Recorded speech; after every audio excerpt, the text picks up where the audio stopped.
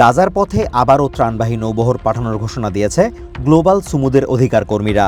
গাজাগামী একটি নৌবহর থেকে সুইডিশ জলবায়ু কর্মী গ্রেটা থুনবার্গ সহ শত শত অধিকার কর্মীকে আটক করে দেশে ফেরত পাঠানোর ঘটনার 6 মাস না পেরোতেই এলো নতুন এই ঘোষণা।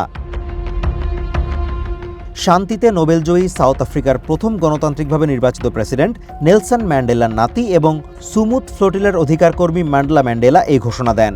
সাংবাদিকদের মাধ্যমে বিশ্ববাসীর কাছে এই অভিযানে যোগ দিতে নিবন্ধনের আহ্বানও জানান তিনি। We therefore want to take this opportunity, comrades and friends, to call on the entire global community.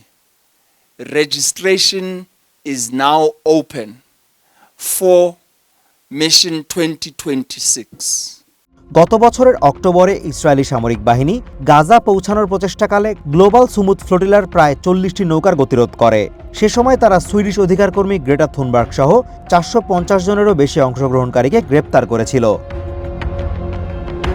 বৃহস্পতিবার জোহানেসবার্গের নেলসন ম্যান্ডেলা ফাউন্ডেশনে অনুষ্ঠিত সংবাদ সম্মেলনে আরেক ফ্লোটিলা কর্মী সুমেরা আগদেনিজ উর্দু বলেন, এবার তারা শতাধিক নৌকায় কয়েক হাজার অংশগ্রহণকারীকে সাথে নিয়ে যাওয়ার পরিকল্পনা হাতে নিয়েছেন।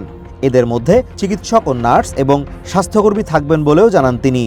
We are coming with the announcement that we will sail with this time thousands of participants, including more than 1,000 doctors, nurses, health professionals, over 100 boats. And here we are inviting hereby participants from every nation, from every country.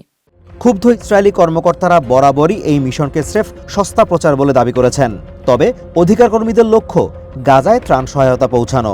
সেখানকার 2.3 million বাসিন্দার দুর্দশার দিকে বিশ্বের দৃষ্টি চান তারা। যুদ্ধ এবং অবরোধের ফলে ব্যাপক দুর্ভিক্ষ দেখা দেয় গাজা উপত্যকায়। বিশ্বজুড়ে নিন্দার মুখে পড়ে ইসরায়েল। সাউথ আফ্রিকা সরকার আন্তর্জাতিক বিচার আদালতে গণহত্যার মামলা করে দেশটির বিরুদ্ধে। Azimur Rashid Kanak, one international desk.